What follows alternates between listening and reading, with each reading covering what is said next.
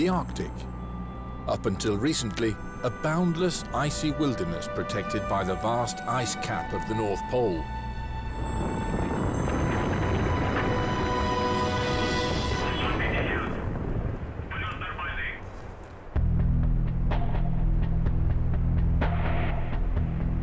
As the polar ice melts, the oil industry is dreaming about making major oil and gas finds in this more or less virgin territory. Violent conflicts and war in the world's most affluent oil states are adding fuel to this dream. But who is entitled to extract future oil and gas reserves in the Arctic? Where do the borders run in this icy territory? History has shown us that this is an extremely dangerous situation. Will a world that is becoming increasingly dependent on oil respect national boundaries and historical territorial claims and resolve border conflicts in a peaceful manner?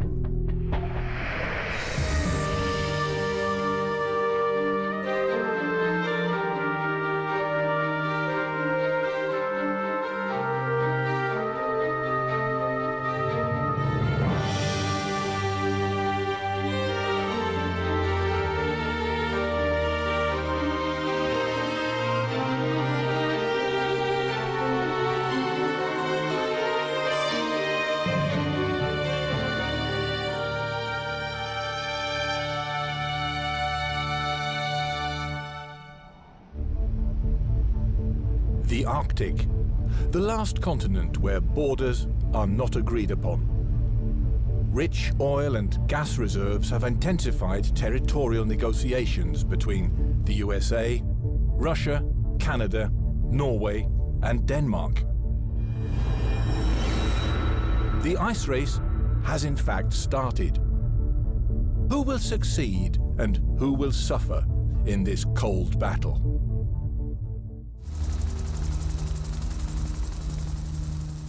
Border conflicts have been occurring in Arctic areas for many years, particularly conflicts between indigenous populations and the oil industry.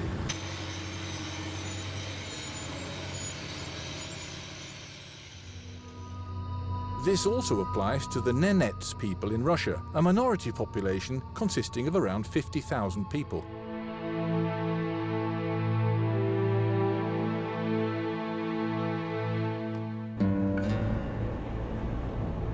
Zoya Vilkaravna is a member of the indigenous Nenets people, but she's lived away from the Russian tundra for a long time. She's now returning to her homeland in the far north of Russia, where she becomes witness to the fact that their traditional grazing grounds have been invaded by a new industry. Fackel på fackel på fackel. 1 kilometer. Og det brenner. Og det var også brent i nesten hjertet mitt når jeg så hvor forferdelig det er. Altså, ødelagte elver, fiskevann, samtidig som det bygges nye veier, masse olje- og gassledninger overalt. Det er tragiske endringer. Veldig... Hva som kommer til å skje, vet jeg ikke.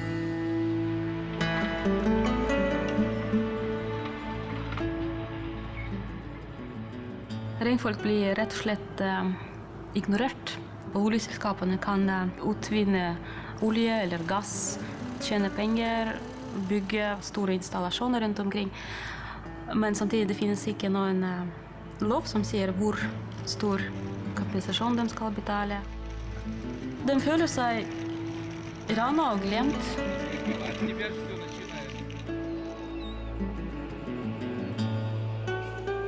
Although Zoya moved to Tromsø in Norway 10 years ago, she has regular contact with her home. In her capacity as research assistant at the Norwegian Polar Institute, she's involved in mapping industrial developments in the tundra.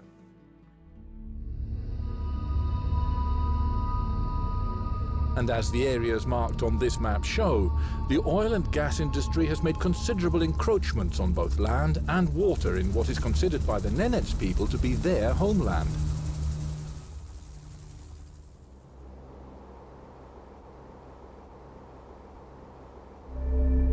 the Cold War, the ice-free port of Murmansk was important from a strategic point of view. After many years of stagnation, it's now to be developed once more due to its proximity to the massive oil and gas reserves in the Arctic.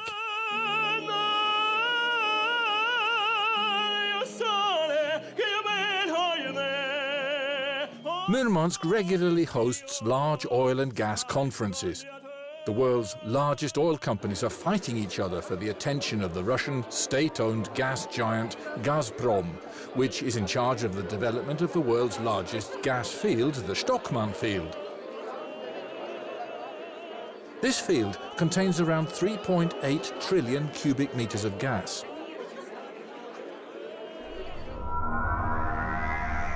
It's also the world's most challenging petroleum project, since it's located 600 kilometers from land in areas covered by ice. Нефтесодержащие ресурсы у нас очень высокие, а разведанность у нас очень-очень низкая. То есть на сегодняшний день, если взять Баренцево море, то у нас разведано все там немножко более 20%.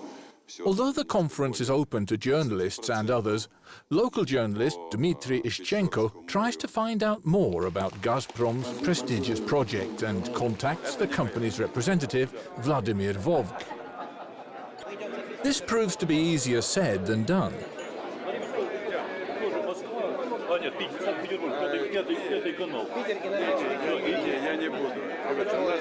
У нас этого, я не имею полномочий на пресс-конференции, у нас там свои прибамбасы. А кто-то может прокомментировать? У нас здесь специально кто дает эти интервью. А кто дает вообще? Не знаю. Сложно работать с вопросами нефти и газа, потому что, с одной стороны, как мы видели на конференции, все демонстрируют открытость и готовность делиться информацией друг с другом. Но с другой стороны, вот мне это все немного напоминало такой театр, потому что эти вопросы нефти и газа, они настолько чувствительные для всех стран. Gazprom has acquired huge powers under Russia's former president and current prime minister Vladimir Putin. This company is the world's largest gas producer and Russia's only gas exporter. And most of Russia's gas is extracted from Arctic territory.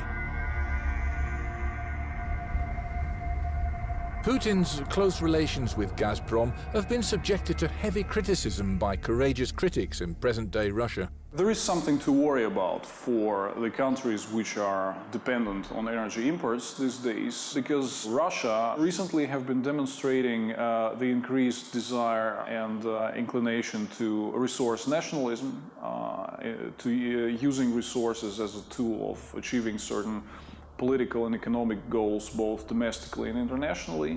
Sometimes we have seen energy resources being used as a political weapon.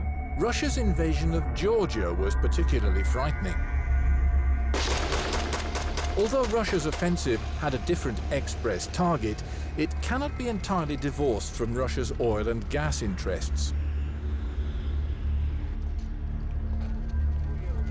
The huge pipeline which runs through Georgia to Turkey actually competes directly with Gazprom's pipeline. Russia has been wanting to gain control of gas deliveries to Europe for a long time, and history shows that the supply of energy through conflict areas serves to create border conflicts, unstable deliveries, and intensified military activities due to an increased need for security. With its Nord Stream project, Russia is trying to avoid such problems by laying a pipeline via the Baltic Sea from the Barents Sea to Germany. In order to get Gazprom to talk about their Nord Stream plans, you need to speak to spokesman Sergei Kuprianov at head office in Moscow. Другое дело, что это важный проект для Европы и для России с точки зрения повышения надежности доставки газа в Европу, с точки зрения снижения транзитных рисков. Вот в этом смысле это действительно крайне важный проект, который рассчитан на объем транспортировки газа 55 миллиардов кубометров. Это примерно треть от объемов, поставляемых «Газпромом» в страны Западной Европы. But how realistic are these plans? Speaking categorically, Kupriyanov says, Абсолютно реалистично. Gazprom's spokesman denies that the invasion of Georgia was an attempt to remove a troublesome competitor. Даже в августе 2008-го, когда шли боевые действия, газ продолжал поступать и на территорию Грузии, и на территорию Армении через Грузию. Поэтому уж в данном случае совершенно точно связывать эти вопросы нет никаких оснований. Kupriyanov's assurances are counteracted by these pictures of bomb craters near the Georgian pipeline. The bombs are said to have been dropped by Russian fighter jets. And security is the very reason why the enormous oil pipelines crossing the borders of several countries, along with Russia's brutal behavior in Georgia, are causing concern in several European countries about border conflicts and overdependence on gas from the Russian part of the Arctic. I think it raises the question of how far Russian authorities are ready to go to elevate the stakes in their power play.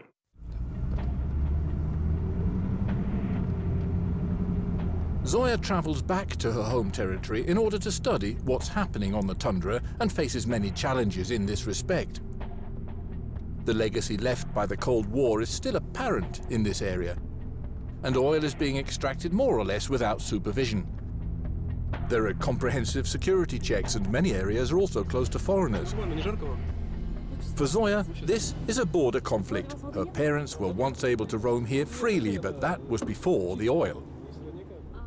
Russian authorities have historically used the indigenous people as a political tool to manifest their presence in the Arctic. In 1877, they staked their claim to the strategically located island of Novaya Zemlya by moving a number of Nenets there, including Zoya's parents. Ненецкий национальный округ.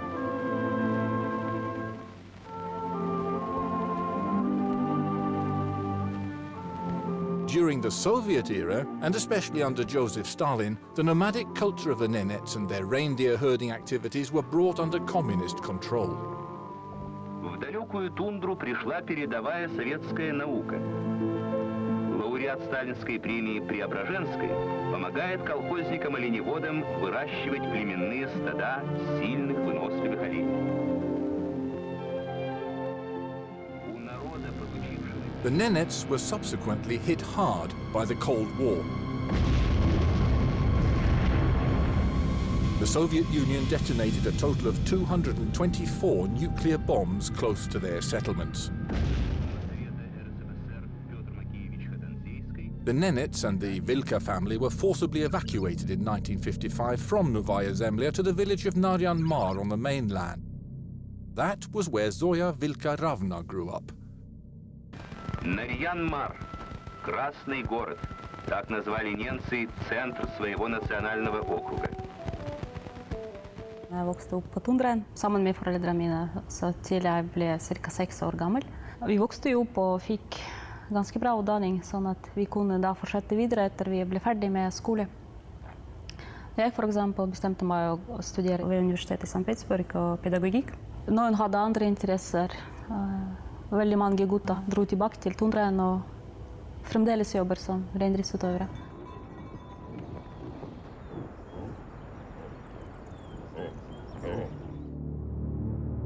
The battle over natural resources in the Arctic pursued the Nenets into the tundra.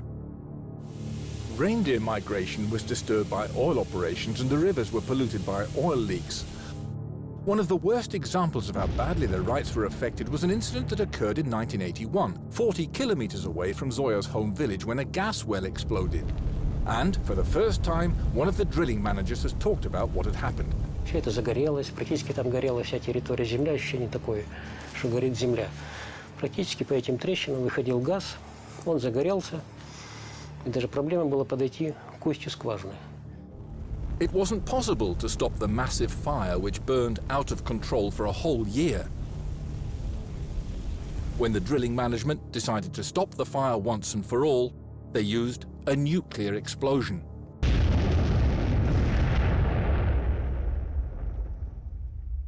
This nuclear explosion was unsuccessful, and the final resort was to drill a relief well.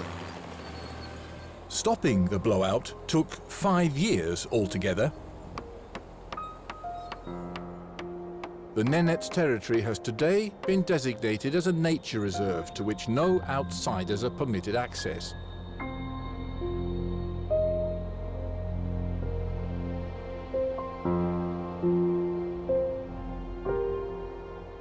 This enormous accident and other major encroachments made on the tundra are the reasons why Zoya thinks that it's important to map developments. Det har kommit ett helt ny insjö på grund av det här. Ja, ja. För de har sprängt allt och så kommer det massa vann utifrån.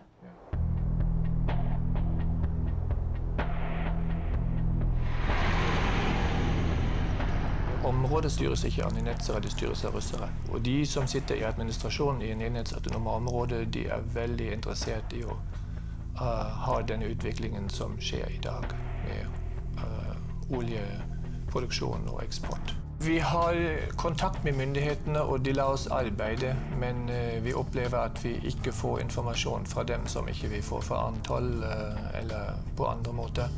Vi ser mer på internett, på Google Earth, enn det vi får av informasjon fra de sentrale myndighetene.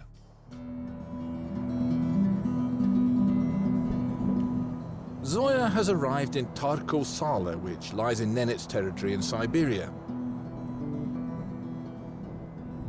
She meets her brother Sergei, who now works as an artist and has been involved in creating a sculpture of a traditional Nenets person. A reminder about who lived there first.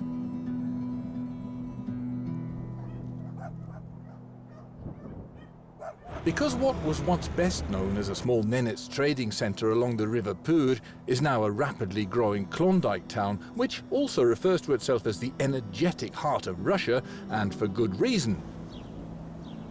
Because around 12% of Russia's oil and 90% of its gas come from this area.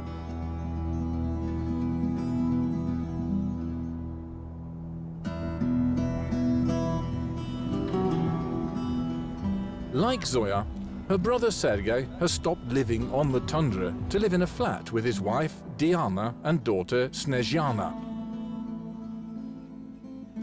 This is the first time that Zoya has met her niece, who's received a different start in life to the one Zoya had.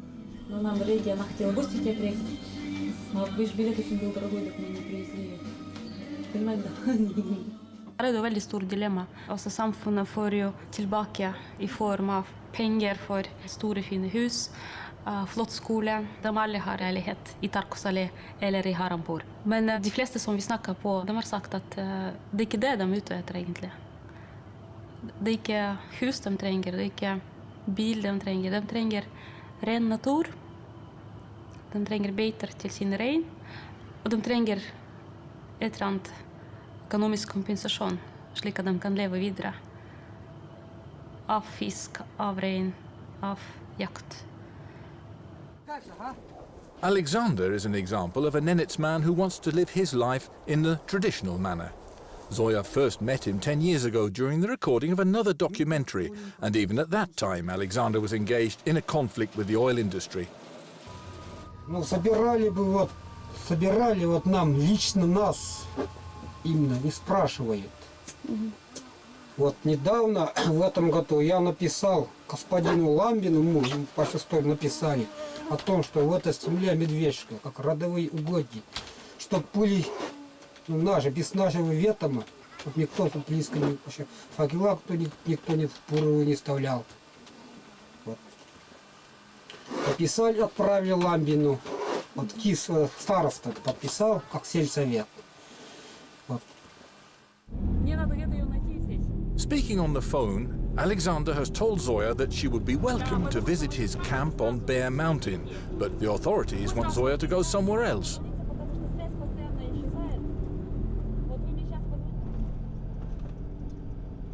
When Zoya protests, she receives another phone call, Suddenly, the local guide says that he doesn't want to accompany her, making excuses about ruined bridges and rivers in full spate. Jeg vet ikke detaljer, og jeg vet ikke hva det handler om, men i alle fall veldig negativ. Så det noe som skjer. Jeg sa jo tidligere før at det muffins her. Det noe som jeg ikke forstår. As Zoya feared, other indigenous people around the whole Arctic polar basin are also saying that no one will listen to them as they jockey for position in the petroleum resources game. The indigenous people know from bitter experience that the oil companies, the Arctic nations and other international parties quickly forget their historical rights. Organizations representing the indigenous populations also regard future oil and gas revenue as a historical opportunity to acquire a better life and fairer self-government in their areas. This applies particularly to Canada and here in Greenland. But for instance, in Greenland, there's a lot of political support and also support from the population to start oil exploration because they can see it as a way of gaining more independence. After 2/3 of the Inuits on Greenland voted for independence, this was established in 2009. This took place at the same time as test drilling started in the region. About half of the revenues will stay in the country. With the change in climate due to the oil, we are in fact seeing that there are new areas that you can work in where it was not possible to acquire seismic data just a few years ago. One of the key hurdles so far is to have an agreement on sharing the resources between neighboring countries, because this area, as you know, is one of the rare areas where the sharing of the territory between the neighboring countries has to be done. This is very high on the agenda now because every country is in the framework of the United Nations Convention on Law of the Sea is presenting their claim about extension of their continental shelf, and all the neighboring countries have claims that are, of course, incompatible. So a lot of political discussion and bargaining has to be achieved.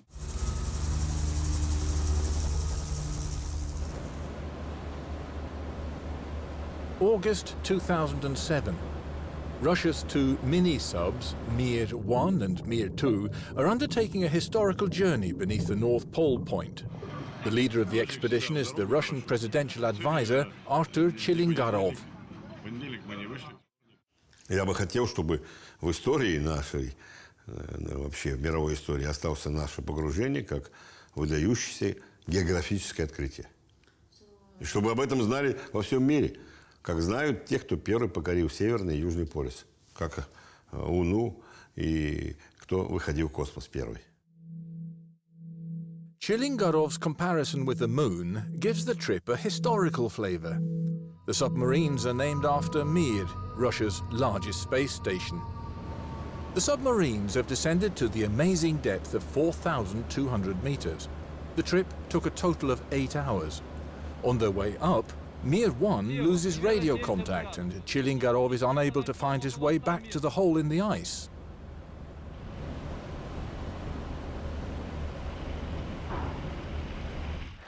The battle to become the first person to reach the North Pole Point has long traditions. In 1926, the Norwegian Roald Amundsen was the first person to fly over the North Pole in an airship. When he crossed the pole point, he released a Norwegian flag.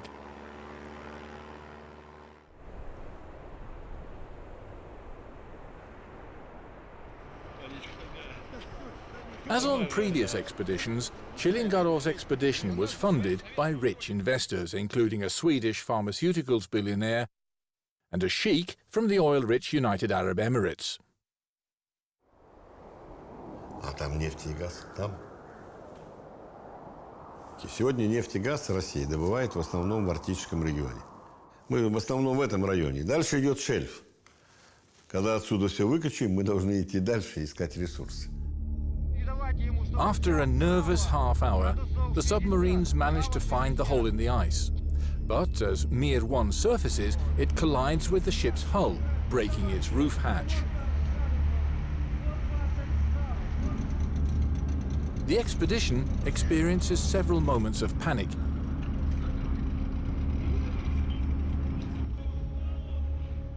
Shaken, but pleased to have been successful, Chilingarov participates in the celebrations.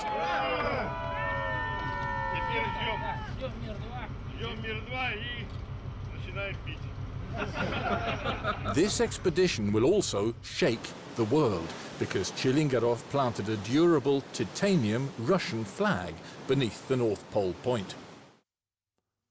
Копия титанового флага, который будет стоять там вечно. Мы в этом уверены. Ну, ил, ну там небольшая, значит, не так много ила, чтобы он нормально стоит. Вот такой флаг, сделанный специально для того, чтобы мог стоять там вечно. Место есть.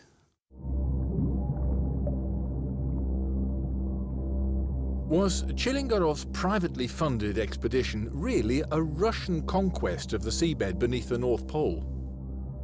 Da Arthur Chilingarov, som jo helt både av Sovjetunionen og av det nye Russland, plantet flagget på Nordpolen, så reiste det seg jo en internasjonal storm. Hva skal dette bety?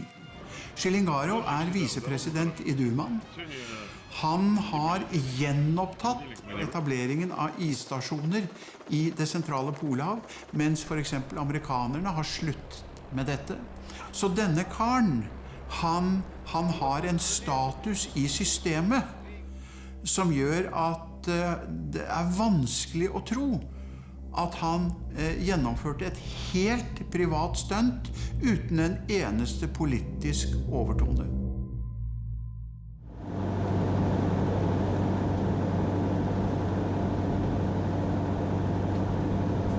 Zoya has arrived in Karnat, which lies 30 minutes by boat from Bear Island, and Alexander's camp, which is called a Sida.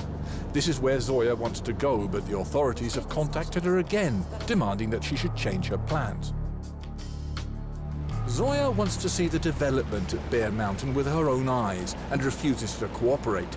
She makes her own arrangements for a boat that can take her up the river, but the mayor wants to stop her.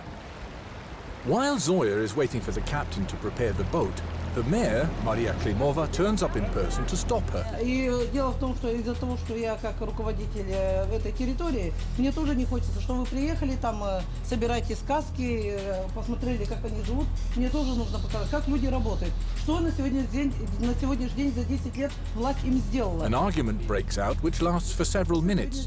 After threatening Zoya with the Federal Security Service, the FSB, Zoya agrees to visit the Voyantor camp, which is obviously more loyal towards the mayor.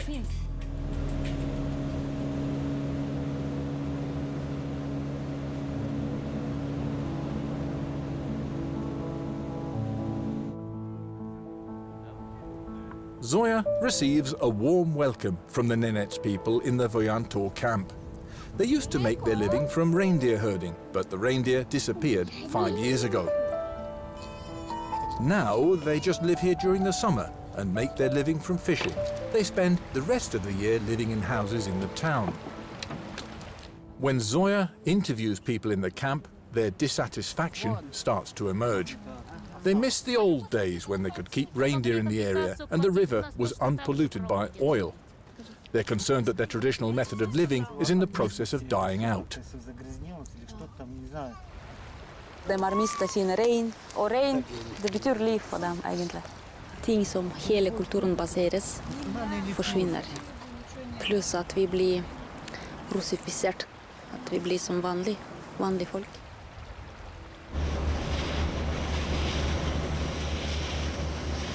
After the Russians planted their flag on the seabed beneath the North Pole, other Arctic nations also started to make their mark. Research vessels, icebreakers, military aircraft, and ships were sent northwards as they sought to establish a national presence the like of which had not been seen for many a year. Just a year after the Russian expedition, Norway's Crown Prince Haakon travelled to the Arctic on the Swedish icebreaker the Oden. His special companions were the Swedish and Danish heirs to the throne, Victoria and Frederick. Skal vi gå op ad trappen der, og så forbi det svenske flagget? Det verkar bra. Det er vakkert. Det blåser vakkert til den norske polarvinden. The aim of this trip was the Norwegian island of Svalbard. Officially, they were going to study climate change, but the hullabaloo caused by Russia's flag-planting expedition made it difficult not to connect their presence to the border conflict in the north. Det kan næsten ikke blive hole-in-one, simpelthen. Dette her er skandinavisk samarbeid på høyt nivå. Altså, det er veldig fint at når vi tre kommer sammen for å ha et prosjekt som dette, da, for første gang, at det er et så viktig tema som polarforskning og klima, som er det vi konsentrerer oss om. Royalty has always been closely connected to polar expeditions. It was a way for them to express national interest in the region, and the explored territories were often given royal names.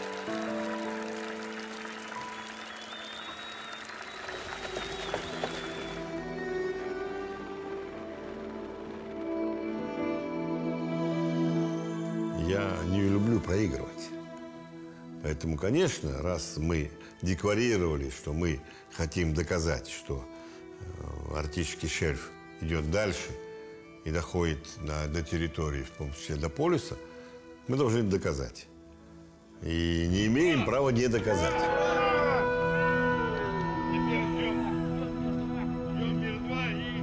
Hvis man ser bare på den russiske sektoren, da, som omstridt i internasjonal politikk og havrett, så utgjør den ca. 43% av hele polbassenget.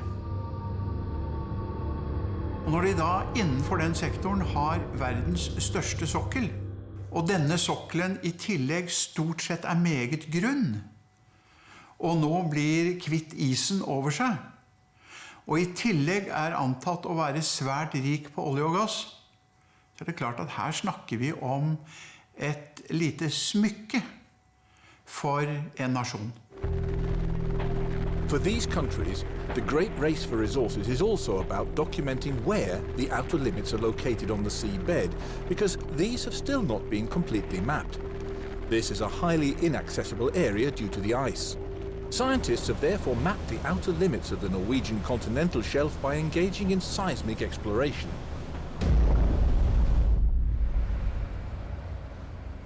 This documentation ends up in the UN building here in New York, where it's subjected to thorough investigation and approved by the UN Continental Shelf Commission, which has 21 members, including a Norwegian called Harald Brekke.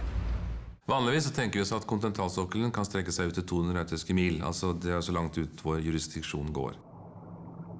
Men Havrettskonvensjonen sier at i noen tilfeller kan man gå enda lenger ut.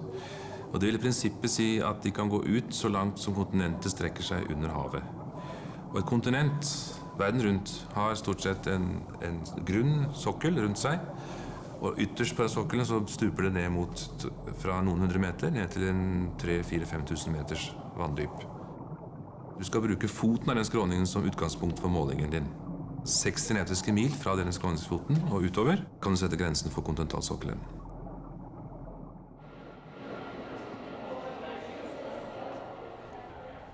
Despite the fact that we had been given permission to film one of the Commission's meetings, we were surprised to discover that we were denied access. This also says something about the highly sensitive nature of these negotiations. I ask you not to film inside the conference room. Oh, I can't film here. It's forbidden to take any kind of inside, okay? Just outside. Until fairly recently, a lot of the documentation presented had been classified as military secrets.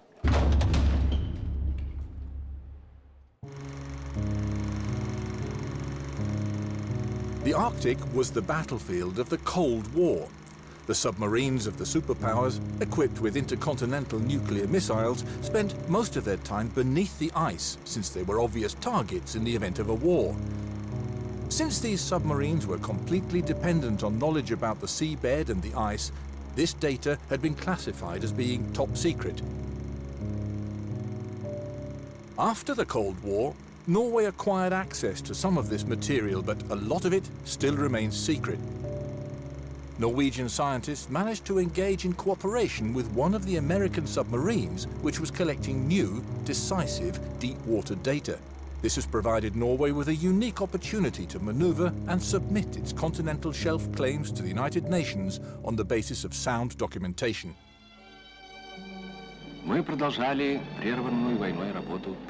Russia has also kept secret a lot of its knowledge about the North Pole. Russia's submarines have been exploring the seabed for a number of years, and since 1954, their so-called drifting ice stations have been exploring and mapping this area. In their heyday, these bases were manned by 2,000 operators. The Russian database containing knowledge about ice is thought to be the largest in the world.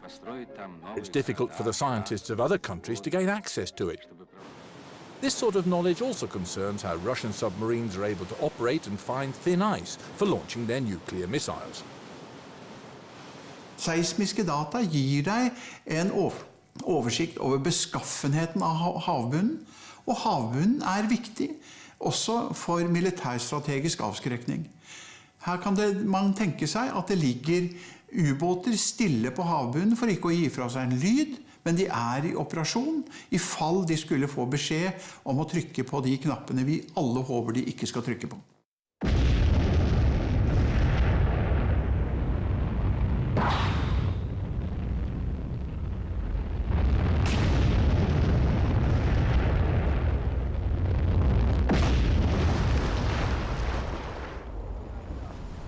Unlike Russia and the other countries located around the polar basin, Norway's comprehensive seabed claims have been considered by the UN's Continental Shelf Commission, and the results were a huge victory, with Norway acquiring sovereignty over an area the size of England off the islands of Svalbard and Jan Mayen. Other countries haven't been quite so involved in providing documentary evidence of their comprehensive claims in the Arctic. I de siste 4 årene så har vi med unntak av delelinjen med Russland avklart alle utestående spørsmål, både når det gjelder kontinentalsokkelens utstrekning, og en del heltrukne linjer i grenser med Danmark, Grønland, med Island, Færøyene, slik at det nordlige området har helt avklarte grenser, og det er viktig. The final dividing line between Norway and Russia has now been agreed after 40 years of on-off negotiations.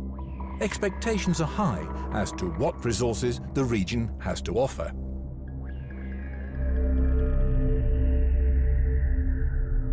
Det utgjør landområdet til Danmark, Belgia og Nederland til sammen. Så vi snakker her om et stort landnom som skulle deles mellom 2 stater. Og når de 2 statene da i tillegg var av den oppfatning at her kunne det være mye ressurser, særlig olje og gass, så kompliserte det forhandlingene. Nevertheless, Russia and Norway have reached agreement on a border line with plenty of issues still to be dealt with. All these countries in Arctic zone now is a little bit nervous. And it's not only the problem of Norway, I see the same situation in Russia. We also are more aggressive in this region than it was 3 or 5 years ago.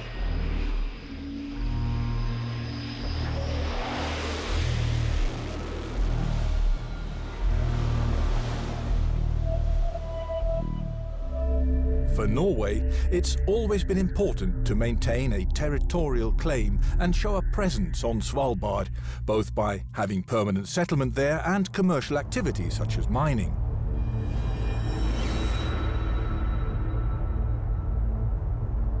For det er ingen tvil, ingen spørsmål om suverenitet over Svalbard. Det ble avklart i 1920. Det er Norge. Det er like mye Norge som her vi sitter i Oslo.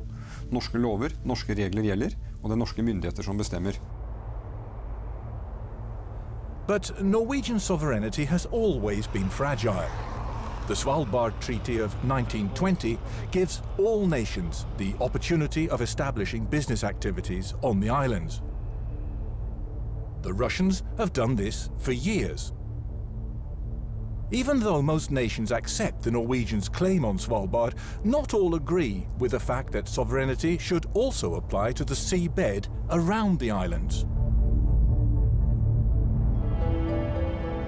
Apart from the Norwegian-Russian border conflict, there are also a number of other unclarified border issues. Since the 1980s, the Danes and the Canadians have been arguing about who owns a tiny island called Hans Island in the straits between Greenland and the Canadian island of Ellesmere. Important because of oil and gas which have been found in the area. And the island is located in a strategic position now that melting ice is making it possible to sail through some parts of the Northwest Passage. In 2002, Canada protested strongly when some Danish seamen planted their flag on the island.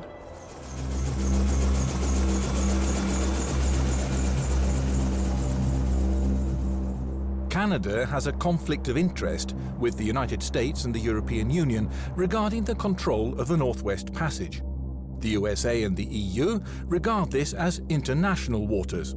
The Canadians have marked their sovereignty by dropping Canadian flags on border violators. Over the last few years, the Canadians have intensified their military presence in the Arctic. Now we already see the militarization of Arctic. We see, for example, the preparation for maybe some serious battles in future. So Arctic, of course, is one of the most, I think, problematic geopolitical zones in the world. Following lengthy negotiations, Zoya has been given permission to visit Bear Mountain. At last, she can renew her acquaintance with her old friend Alexander. Nå er vi ved Apotungatøy. Bjørnefjell på Nisjøen-språk. Så jeg ser hvem som skal treffes. Jeg må se på det. 10 år siden, akkurat. Sommer 1999, og nå er det sommer 2009. Helt utrolig. Tiden går.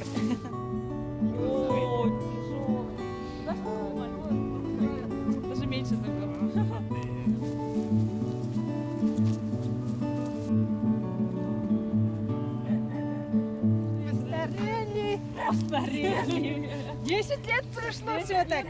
But something must be wrong. Alexander isn't in the camp. Zoya finds him some distance away. Although he's pleased to see her, he has some bad news. 10 лет прошло, да.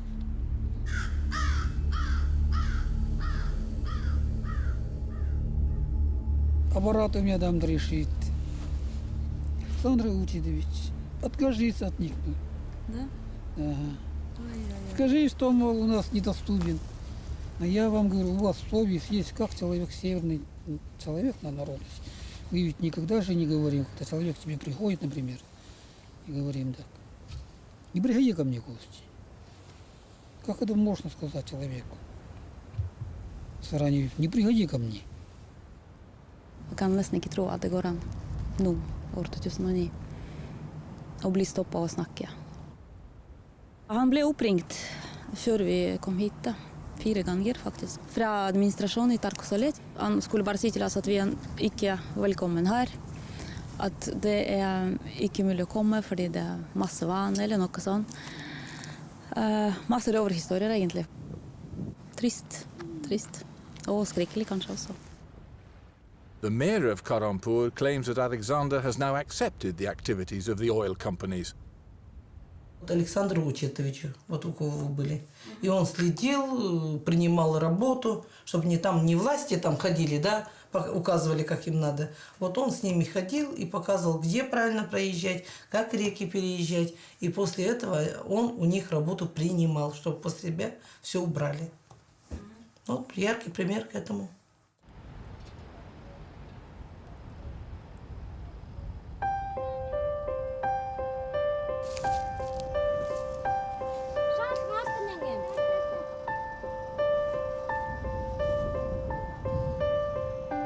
Bjørnefjell sitter nå i en sånn type isolasjon, både sosialt og økonomisk og politisk kanskje også.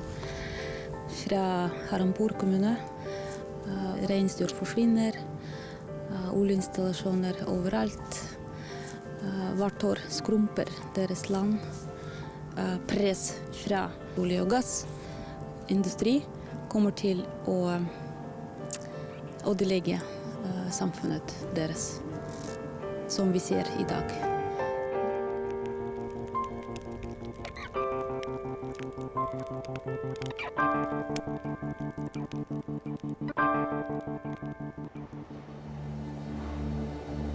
The ice race shows us that we are now standing at an important crossroads in our search for new sources of energy in this vulnerable environment, especially as regards oil. Energy sources like the sun, wind and hydroelectric power are still unable to replace established sources such as nuclear power, coal and oil. The world will therefore continue to be dependent on oil operations for many decades to come. This situation also impacts on the oil companies who, more than any other industry, are thinking long-term. They consequently started looking north a long time ago, to the Arctic. As yet, there is no Klondike rush, but the race has started and it's a cold one. Geologists say that future oil and gas resources will be harvested from the Arctic.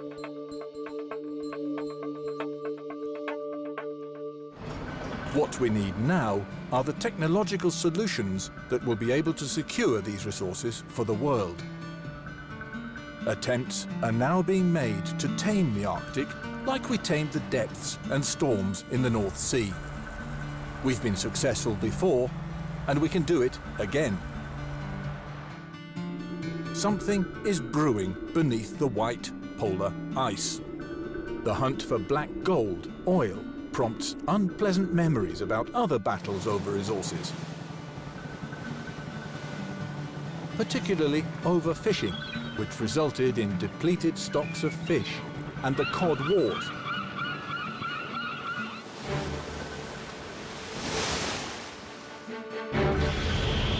The Arctic was also a battlefield for the war games played during the Cold War in an area with indistinct borders. Current Arctic Ocean imperialism and the lines of conflict are clearly following old patterns and fronts. And, as previously, these conflicts are all related to the rich natural resources in these regions. The international community is trying to resolve and prevent forthcoming conflicts. They're seeking knowledge about the past in order to understand how we can face an uncertain future on our resource-rich northern front. In the middle of this international race, the indigenous people of the Arctic are fighting for the melting territory of their forefathers. They're faced with a dilemma. Oil activities are contributing towards a warmer climate, but at the same time, such activities could strengthen their self-government. If the new race ends in major conflicts, it could well be the indigenous people who will be the first and biggest losers.